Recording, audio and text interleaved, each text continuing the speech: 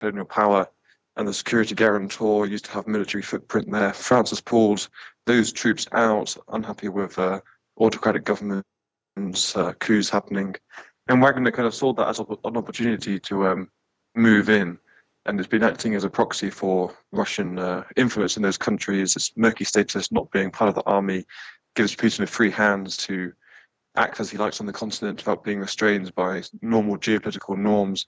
That's quite valuable for Putin. I don't think he would want to lose that ability. But in terms of what Wagner looks like and its future on the continent, it's really not clear at the moment.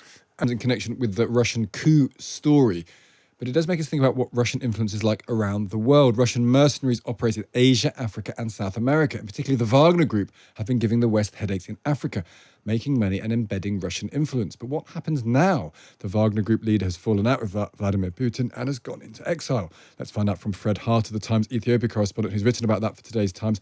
Fred joins us down the line from Addis Ababa. Morning, Fred. Good morning. This is really interesting. So is there a change happening? Because Putin, in Russia at least, and Ukraine, has got to de-arm Wagner. He can't trust the Wagner Group insofar as they're close to Russia. Is that going to happen in Africa as well, do you think? I think the thing that characterizes Wagner's future in general and also in Africa at the moment is uncertainty. The group has been present on the continent for about 6 years, and it's been spreading into different countries, particularly countries like Mali and the Central African Republic, which have fallen out with France, that used to be the colonial power, and the security guarantor used to have military footprint there. France has pulled those troops out, unhappy with autocratic governments, coups happening. And Wagner kind of saw that as an opportunity to move in, and it's been acting as a proxy for Russian influence in those countries. Its murky status, not being part of the army, gives Putin a free hand to act as he likes on the continent without being restrained by normal geopolitical norms. That's quite valuable for Putin. I don't think he would want to lose that ability. But in terms of what Wagner looks like and its future on the continent, it's really not clear at the moment. And you mentioned murkiness here. How much is Wagner in Africa because it's a sort of private company to make money and it's selling its services to the establishment in these various countries?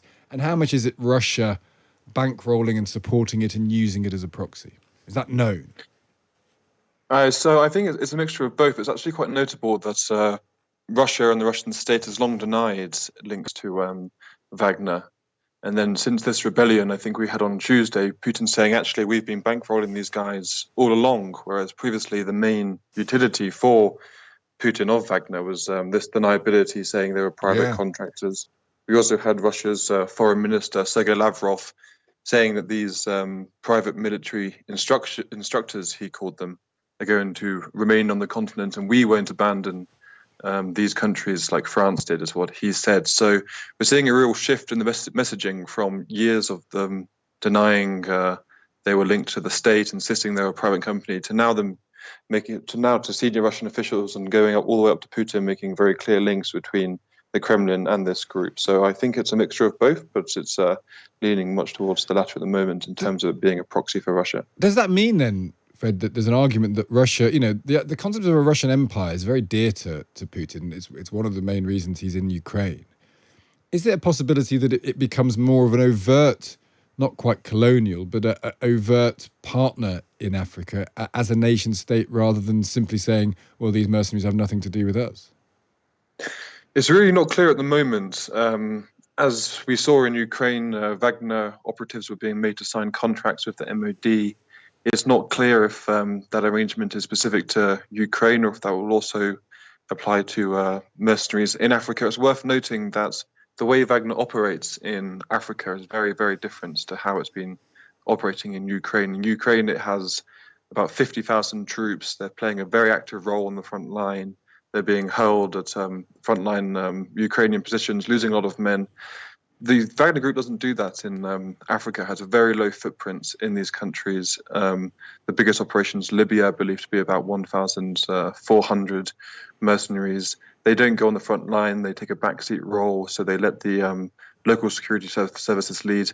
And whilst having that low footprint, they're also extremely lucrative. They control gold mines, diamond mines, logging concessions. They have lucrative contracts to provide security for governments. So I don't know if they would want to change that operandi, because it gives Russia a lot of influence in states for a very low cost.